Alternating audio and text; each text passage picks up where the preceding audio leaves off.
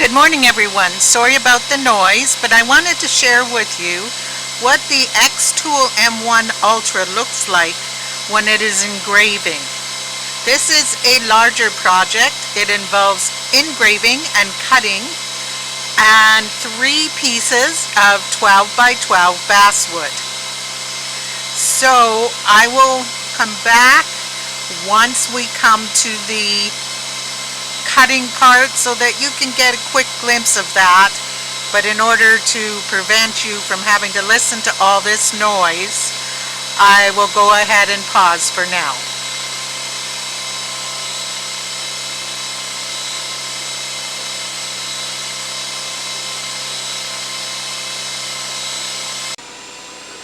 Thought you guys might like to see who's really in charge here. Hang on one sec, stay. That would be Charlie. Yes, there is actually a little black poodle sitting here on my chair. He is really in charge. Okay guys, it's still doing the engraving and I'll be back when the cutting happens. Right, Charlie? Alright, be back. Okay, for you guys it has not been long at all, of course, but for me it has been about an hour and a half. But that's okay because it gave me a chance to show you different, styles that this machine could be used for, let's say. So here, of course, is a simple cut. This is just the corner of your entranceway or the corner of a hallway. It's called a corner hanger.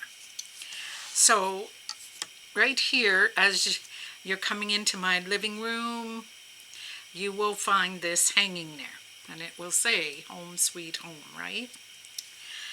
And then here you see engraving, which in this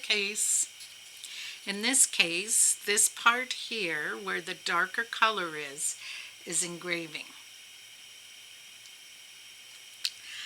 This one is all engraving, okay?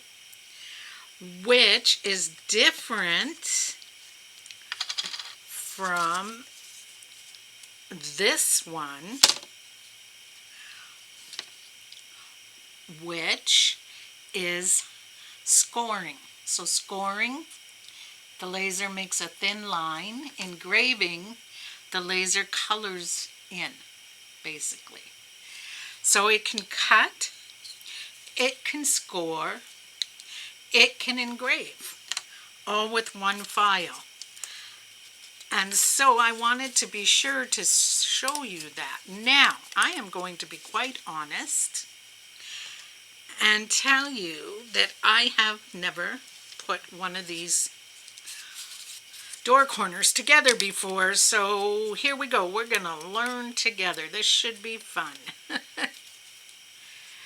The pieces all cut. You just have to sometimes be very careful in getting them out of their little spots so that when it's thin writing like this, for fonts, you don't snap your piece of wood because it is only 3 millimeters. Oh, see, I snapped it, but that's okay. I can fix it. It is only 3 millimeter basswood, and it is kind of sort of delicate while you're getting it out of the cut.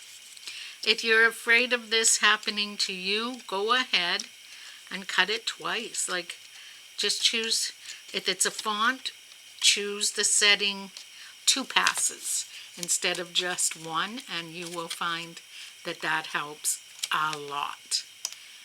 I should have chosen that myself, but you know, I too am just learning, and so everything at this point has been an experiment. Oh my goodness. Now this, of course, is not my file. It is not one I made. I did get it off their design system software. It is a community project, it's called. Okay, I'm going to work, come back, on getting this out after. It is cut, it's just held on by one little piece, and I don't want to break it anymore. So I am going to work on getting it out after. I'll just set it over there. So, what are we doing here? We could do a big one, but I am sticking with this size. By a big one, I mean that there was 2 cut files. This one is for a bigger corner, this one for a smaller, or you could kind of mount them one on the other to make it a bit more decorative. I don't want to do that. I want this size right here. Then we have our gnome, who will go right about here. Okay, so we're just going to, sorry guys. We're going to lay this here, and we're going to lay home right here. Okay, so we lay home right there. Then he holds these discs, and each disc is different. We have Happy Fall, you all. We have the turkey for Thanksgiving. We have the American flag for America. I am going to flip it over and engrave a Canadian flag on there. We have a Christmas present. We have the Easter Bunny. We have a snowman. We have 2 swans in love for Valentine's. We have butterflies for spring. And of course, we have Merry Christmas. Now, this is where I'm a little confused. I am not sure what these are used for, but once I figure it out, I will let you know. The other parts we have is Halloween, and his little mittens, or hands, make it 3D, and of course, to make it 3D, we have the pom-pom for his hat. So there we go, guys. It's as simple as that. It is one project, done. And like I said, it's engraving, scoring, and cutting, and it did take a while. Now, if you had the 20-watt laser, then it would cut faster, okay? I'm just letting you know that. And then home will sit right here where I have to fix that. But right now, we are going to take that, set it there, and I am going to tell you how I'm going to work this. There is going to be magnets on the back and a magnet on his tummy, and it will switch out season to season. I am just going to treat these with some wood sealer and leave them as they are. I want my focal point to be my gnome, and to color him, I am going to use my acrylic paint markers. There is 72 colors in here, including the glitters. So I will move it over there so you guys can see better. With the paint markers, it's really easy. We're just going to very carefully just go in the spaces, color him into the colors that we want, and then he'll be ready to hang up. Now, the person I made this for is a Maple Leafs fan, so I'm thinking of going with like a blue, like that, and a lighter blue. Let me see, or maybe, You know what? I think I'm going to go, I didn't see this blue. I think I will go with this blue. And I will go with, oops, come out. This blue, or I can go with the white. So let's get started. To use these acrylic markers, you simply shake them up good. And I do tend to shake them before each use, okay? Oh, chilly down here. I tend to shake them before each use, and then I go ahead and I just start coloring. I hope you guys are having a really good day. It is kind of nice here. The temperature is good, but wow. Yesterday's video showed you kind of the outside of my house, like towards the property. And guess what? We can't see that right now from the cloud and the fog that has moved in. So it's quite remarkable day to day how it's changing. Now these acrylic markers are great. They are not running like some that I have tried, have like feathered out with the wood. And these are nice tea. Nice tea? Let me see if I can show you the name. Better yet, come on Leslie, wake up. Nice tea. And they came off of Amazon. And then what did I use to cut my little guy out of? I just used 3mm basswood. I didn't want it to be too bulky. I just wanted it to be nice and smooth and ready to be colored. Whoops, hold your pens up. I don't know why I got into the habit of holding to the side, but I'll show you what happens when you do that. You do get, let me see if I can get the camera to, you get kind of a feather effect. There, now you can see it. And that is from holding it like this. You want to hold these acrylic markers straight up and down. So make sure that you're going along with steady strokes and that you're very gentle, because if you push down too hard while you're coloring, you will cause your acrylic marker to push in like so and leave a blob of paint. And that is exactly what you don't want to happen on your wood. Okay, so you just want to carry on coloring. Of course, pick your own colors, do it in your own way. You may want to just seal the wood and leave it as natural, depending on who you're giving it to. Okay? My thought is these would make great kits to be made up and sold, and people could then paint them themselves. It doesn't have to be like done by you. They could pick their own colors and paint them themselves. Like I said, they could be left natural wood. Me, I'm choosing to paint it to show you how it could be done. So there we go. He's got his blue hat, and I'm going to make, whoops,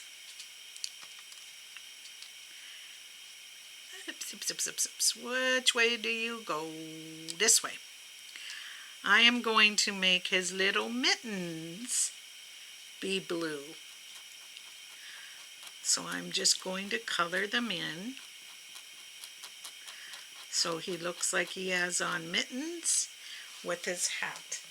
And I need something to hold it with. So here we go.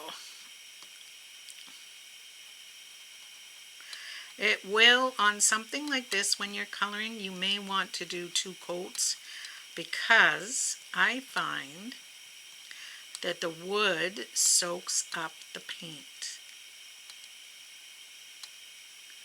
So there we go.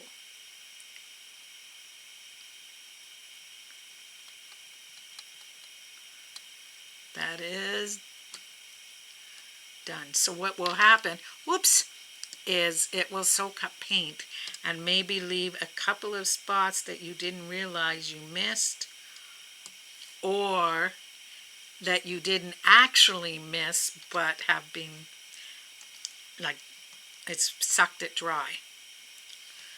So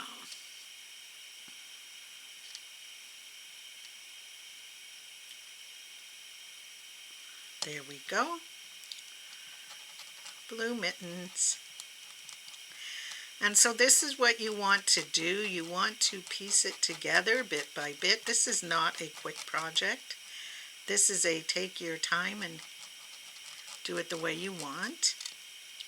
Of course, if you were only sealing this, it would be much quicker, right? I am going to next,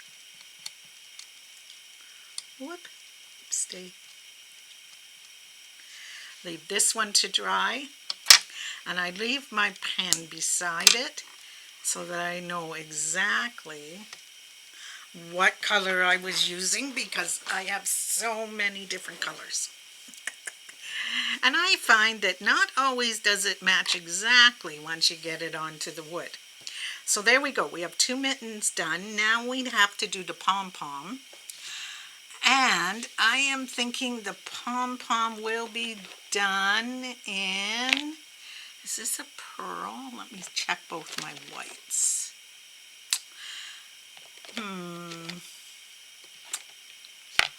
I am thinking maybe not white, but kind of a silver. Sparkly silver pom-pom.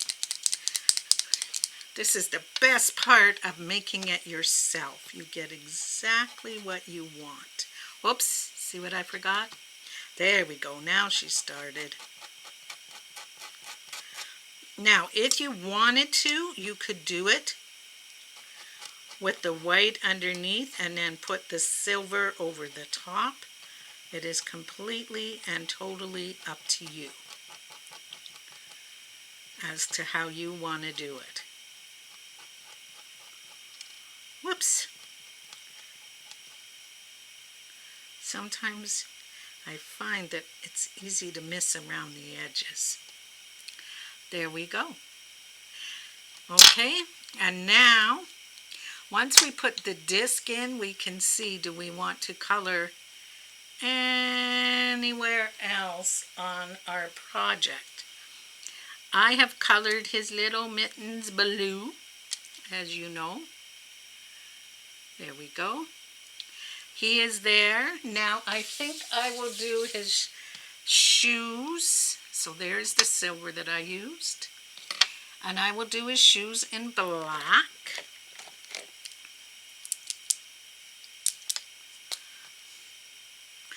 And this is how I make these signs. Any type of sign or wood project, it's just step by step, bit by bit, until it's completed. You just have to remember that they take time. Now, if you do not have a laser cutter, that does not mean you cannot do a project like this. I have seen these little gnomes with the signs available on Amazon. My dollar store had one. Where else did I see them? Michael's. So if you really wanted to do this and you wanted to do it from wood, you could get yourself one of these little guys and you could do it up. They even had, I'm going to move that. They even had the discs. So it's perfect, right? You could do it out of paper, right? And if you, once you get your gnome done, if you're then worried about the corner piece like this, all you really need to do is grab a couple of cheap dollar store rulers and put them together at the corner. Write what you want on here, use paper, however you want to do it. Put another one this way and then put your gnome at the corner and it would work. You don't have to own a laser machine to make these projects work. You could do it out of cardboard. That would look awesome. Or, like I said, piece together one from the dollar store. With crafting, the only limit you have is your imagination. Right? So now, as you can see, he's got his boots on. He's got his mittens. Whoops. Put them on the wrong side. Of course I did. He's got his mittens. There we go. He's got his hat on, which I can finish coloring. And now I think I will color his coat or his pants here.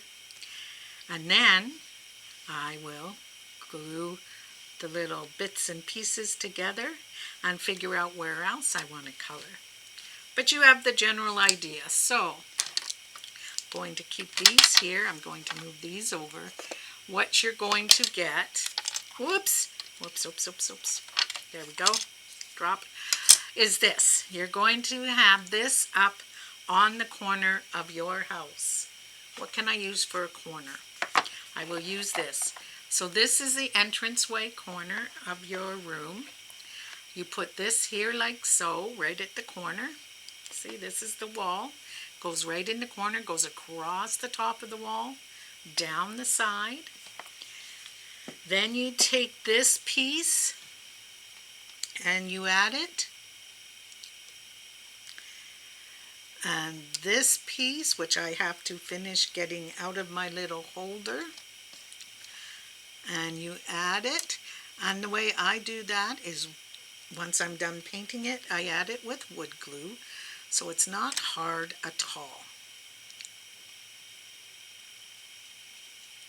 So let's add that, and let's put, like these pieces will be on there, and our little gnome guy, whoops, sorry buddy, he can stand right here in the corner, and he will say, home sweet home. He will have, I see now what this is for. I'm going to put this right here in my corner, and that will help to lift him up. Depends on the size of wood you're using, how many of these you would need. I think I would use 2 on mine. I would glue them together, and then they will hold my little gnome up above home sweet home, so that he will look kind of 3D like. Let me turn him around and bring it more into focus for you. So once I'm done coloring him in and I get these all glued together, that will be my sign. And he will be mounted on here on top of these 2, I guess 3 technically, on top of the 3 with a magnet, because I want to be able to take him down and with magnets on these change them out depending on the season. So there we go. Of course he's going to start out with the Merry Christmas season. There we go. Okay, I'm going to finish coloring him in, don't worry. So here we go. So we need paint, we need wood, we need a wood sealer if you're going to seal it, magnets, and something on the back to mount it. Okay, how am I going to mount mine? That is going to be mounted probably with double-sided tape to my wall. And then from there, it will stay there, and I'll change him out with the seasons. Or if I'm tired of him, I can take him off because he's put on with a magnet, and I can switch him out. So guys, I hope you enjoyed this quick little peek into how this works, into the different styles of lasering that the M1 Ultra can do, and into the fun I have getting these projects done. Take care everyone, and happy crafting. Bye.